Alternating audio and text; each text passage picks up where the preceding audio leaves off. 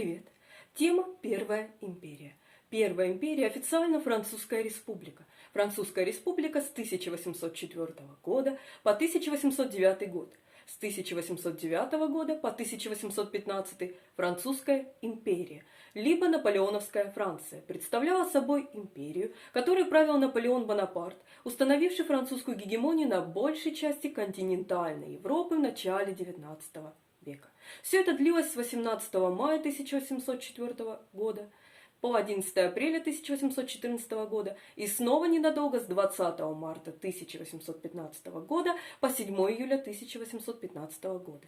Франция до этого уже была колониальной империей с начала 17 века. Французское государство было королевством при Бурбонах и республикой после Французской революции. Историки называют режим Наполеона Первой империей, тем самым отличая его от Второй империи, которой правил Наполеон III, племянник Наполеона Бонапарта. 18 мая 1804 года Наполеон получил титул «Император французов» от французского охранительного сената. Коронация проходила 2 декабря 1804 года, что означало конец французского консулата. Консулат – период в истории Франции, во время которого власть в стране фактически принадлежала Наполеону Бонапарту, но юридически его власть была различным образом ограничена, и Первой Французской республике. Однако после коронации империя продолжала называться Французской республикой. До 1809 года Французская империя достигла военного превосходства в континентальной Европе. Были значительные победы в войне Третьей коалиции, война Третьей коалиции, война между Францией, Испанией, Баварией, Италией с одной стороны и Третьей антифранцузской коалиции, в которую входили Австрийская империя, Россия, Великобритания, Швеция и Неаполитанское королевство с другой.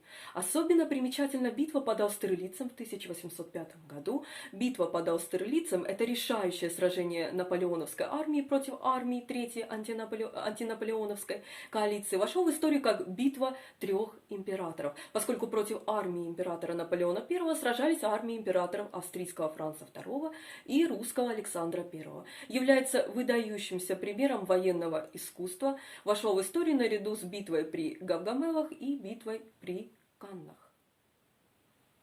Французское господство было подтверждено во время войны Четвертой коалиции. Война Четвертой коалиции – это война наполеоновской Франции и ее сателлитов в 1806-1807 годах против коалиции Пруссия, Великобритания, Россия, Швеция и Саксония.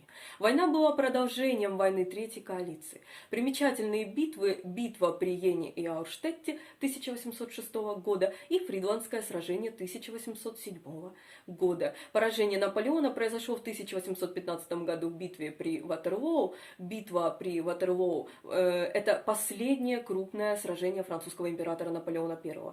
Битва была результатом попытки Наполеона вернуть себе власть во Франции, утраченную после войны против коалиции крупнейших европейских государств, и восстановления в стране династии Бурбонов 100 дней. В качестве противника Наполеона выступила 7-я коалиция европейских монархов. Наполеоновские войны распространили французское влияние на большую часть Западной Европы и на Польшу. На пике своего расцвета в 1812 году наполеоновская Франция насчитывала 130 департаментов и население 44 миллиона человек. Она управляла более чем 90 миллионами подданных, поддерживала обширное военное присутствие в Германии, Италии, Испании, Польше и считала Австрию и Пруссию номинальными союзниками. Ранние победы Франции распространили многие идеологические черты революции по всей Европе. Введение кодекса Наполеона по всему континенту повлияло на равенство, установление системы присяжных заседателей и осуществление разводов, отмену сеньориальных сборов, сеньориального правосудия и аристократических привилегий во всех странах, кроме Польши. Поражение Франции в 1814 году, а затем снова в 1815 году ознаменовало конец Первой империи и начало реставрации Бурбонов. Реставрация Бурбонов – период французской истории, который охватывает несколько событий. Первое отречение Наполеона I от трона в апреле 1814 года и восстановление власти монархов, представителей династии Бурбонов. Свержение Бурбонов и восстановление власти Наполеона в марте 1815 года, так называемые 100 дней. Повторное отречение Наполеона I от престола 22 июня 1815 года. Вторая реставрация Бурбонов и июльская революция 1830 года.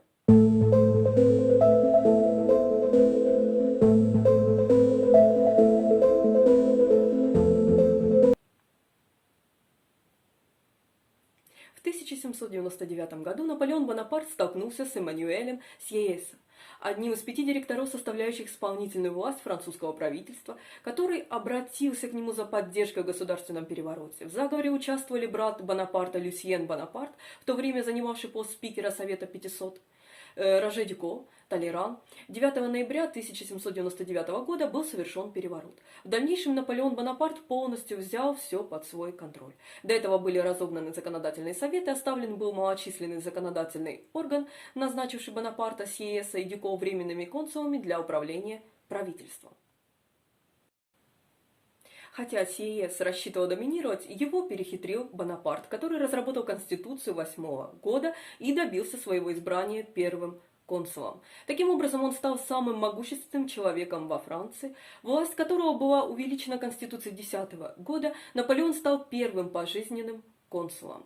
Битва при Маренго, финальное сражение второй итальянской кампании Бонапарта 1800 года, состоявшееся 14 июня между Австрией и Францией, по итогам которого австрийская армия в Италии вынуждена была капитулировать и покинуть Италию, положила начало политической идее, которая должна была развиться вплоть до осуществления московской кампании Наполеоном. Наполеон планировал сохранить Миланское герцогство за Францией, оставив в стороне Австрию, считалось, что он готовит новую кампанию на Востоке.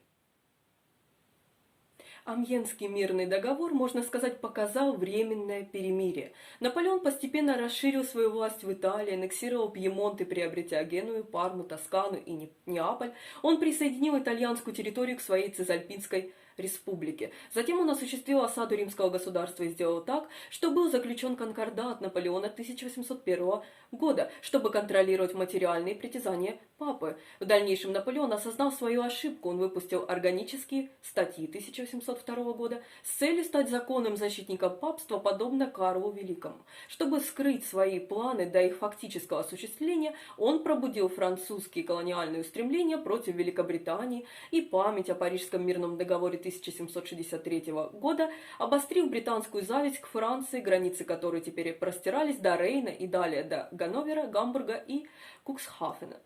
2 августа 1802 года Наполеон Бонапарт был провозглашен пожизненным консулом. Прореволюционные настроения охватили Германию, чему способствовал перерыв 1803 года, в результате которого Бавария, Вюртемберг и Баден перешли на сторону Франции. Уильям Питт-младший, вернувшись к власти в Британии, призвал к созданию англо-австро-российской коалиции против Наполеона, чтобы остановить распространение идеала в революционной Франции. 18 мая 1804 года Наполеону был дан титул император французов. 2 декабря 1804 года была коронация. Религиозную коронационную церемонию провел папа Пий VII. В ходе 4 кампаний император превратил империю в империю, созданную по образцу Римской империи. Хотя смутный план мощного вторжения в Великобританию так и не был осуществлен, битва под Ульмом и битва под Аустерлицем затмили поражение в Трафальгарском сражении.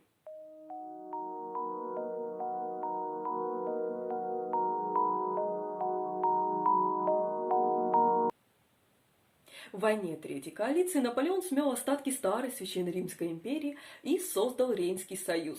По Пресбургскому миру, подписанному 26 декабря 1805 года, от Австрии требовались обширные территориальные уступки в дополнение к крупной финансовой компенсации. Создание Наполеоном королевства Италии, оккупация Анконы и аннексия им Венеции не только ознаменовали новый этап в развитии французской империи. Чтобы создать государство-сателлиты, Наполеон назначил своих родственников правителями многих европейских государств. Родственники Наполеона Бонапарта заключали брачные союзы с семьями правителей старых европейских монархий. Старший брат Жозеф Бонапарт заменил изгнанных бурбонов в Неаполе, младший брат Луи Бонапарт был возведен на трон голландского королевства, Шурин Иоахим Мюрат стал великим герцогом Берга и так далее. Сталкиваясь с оппозицией, Наполеон не терпел никакой нейтральной державы. 6 августа 1806 года Габсбурги отреклись от своего титула императора Священной Римской империи, чтобы помешать Наполеону стать следующим императором, положив конец политической власти, которая просуществовала более 1000 лет. Пруссии предложили территорию Ганновера, чтобы она не вступала в Третью коалицию. С изменением дипломатической ситуации Наполеон предложил Великобритании провинцию в качестве части мирного предложения. На это в сочетании с растущей напряженностью в Германии из-за французской гегемонии Пруссия отреагировала так, что заключила союз с Россией и отправила войска в Баварию 1 октября 1806 года. Во время войны Четвертой коалиции Наполеон разгромил прусские армии при Йенне и Ауштетте. Последовательные победы Наполеона окончательно разрушили некогда могущественное королевство Фридриха Великого, вынудив Россию и Пруссию заключить мир с Францией в Тильзите.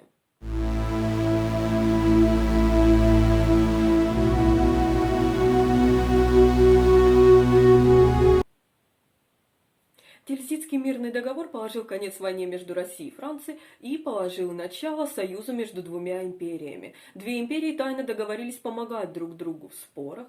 Франция обязалась помочь России в борьбе с Османской империей, в то время как Россия согласилась присоединиться к континентальной системе против Великобритании. Наполеон также вынудил Александра I вступить в англо-русскую войну и спровоцировать финляндскую войну против Швеции, чтобы заставить Швецию присоединиться к континентальной системе. Толеран давал советы Наполеону, которые Наполеон отвергал в целом после Тильзита. Вместо того, чтобы пытаться примирить Европу, как советовал Толеран, Наполеон хотел победить Британию и завершить различные процессы, связанные с итальянским владычеством. Применение конкордата и взятие Неаполя привели к первой борьбе Наполеона с Папой Римским. Римские амбиции императора стали более заметными. Наполеон пытался добиться успеха на Пиренейском полуострове, как он это сделал в Италии, Нидерландах и Гессене. Однако изгнание испанской королевской семьи вместе с возведением на престол Жозефа Бонапарта настроило испанцев против Наполеона. После восстания 2 мая 1808 года в Мадриде и последующих репрессий испанское правительство начало эффективную партизанскую кампанию. Пиренейский полуостров стал зоной военных действий, и Великая армия столкнулась с остатками испанской армии, а также британскими и португальскими войсками. Испанское сопротивление затронуло Австрию и указало на потенциал национального сопротивления. 10 апреля 1809 года Австрия вторглась в союзную Францию и Баварию. Кампания 1809 года, однако, не была такой долгой и хлопотной для Франции, как кампания в Испании. После короткой решительной операции в Баварии Наполеон во второй раз открыл дорогу на австрийскую столицу Вену. При Асперне Наполеон потерпел свое первое серьезное тактическое поражение. Сражение под Асперном, сражение, в котором Наполеон сделал попытку переправиться через Дунай и остаться незамеченным. Но ему это не удалось. Эрцгерцог Карл атаковал переправляющийся солдат наполеоновской армии. Эта битва была первой серьезной неудачей Наполеона на поле боя. А также погиб Жан Лан, близкий друг императора.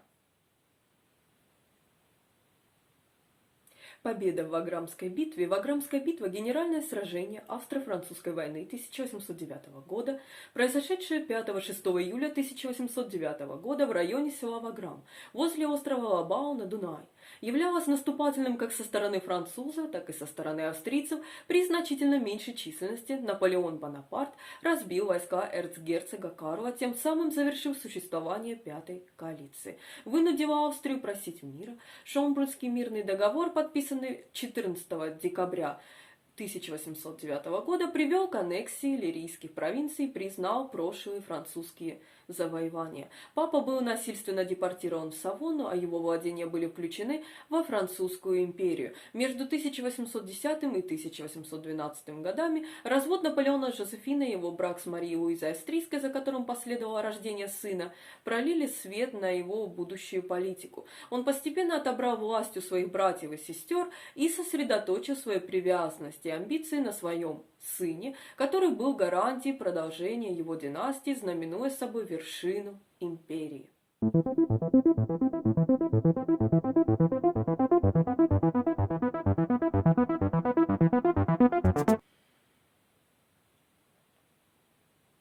Начали проявляться недостатки, которые были присущи достижениям Наполеона. Британия была настойчиво активной, повсюду вспыхивали восстания. Наполеон, хотя и недооценивал это, вскоре почувствовал свою неудачу. Союз, заключенный в Тильзите, был серьезно поколеблен австрийским браком. Те самые люди, которых он поставил у власти, противодействовали его планам. Многие из его братьев, сестер и родственников делали все неправильно или даже предавали его. Устраивались заговоры. Наполеон оказался вынужден лишить их власти.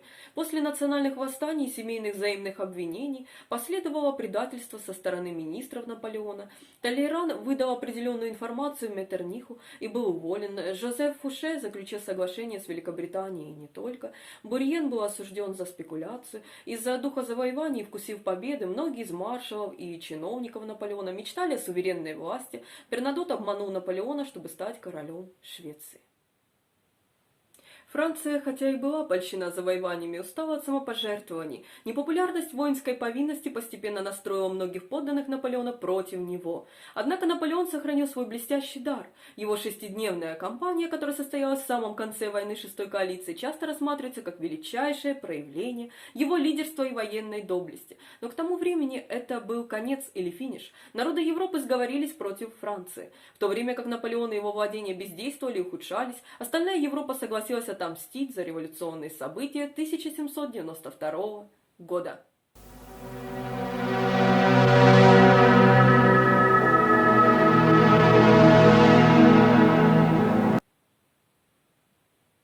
Едва Наполеону удалось подавить восстание в Германии, как император России возглавил европейское восстание против Наполеона. Чтобы положить этому конец, обеспечить себе доступ к Средиземному морю и исключить своего главного соперника, Наполеон вторгся в Россию в 1812 году. Несмотря на его победоносное наступление, взятие Смоленска и так далее, и вступление в Москву, он потерпел поражение. Связано это было непосредственно с местностью, климатом, а также из-за отказа Александра идти на соглашение принимать условия. После этого последовало ужасное отступление в суровую зиму, в то время как вся Европа отвернулась от него. После сражения на Березине Наполеон вынужден был отступить. В дальнейшем многие отвернулись от Наполеона, предали его. После отступления из России Наполеон осуществил отступление из Германии и так далее. Париж капитулировал 30 марта 1814 года. Империя ненадолго пала после отречения Наполеона от престола 11 апреля 1814 года.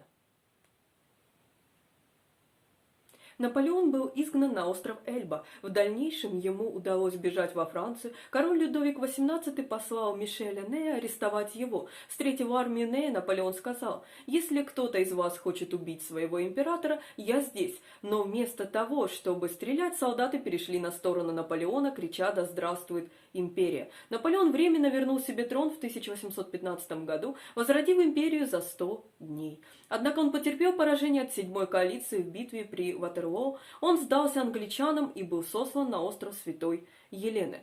И после 100 дней монархия Бурбонов была восстановлена, Людовик XVIII вернул себе французский трон, в то время как остальные завоевания Наполеона были уничтожены на Венском конгрессе. Думаю, на этом все. Всего доброго.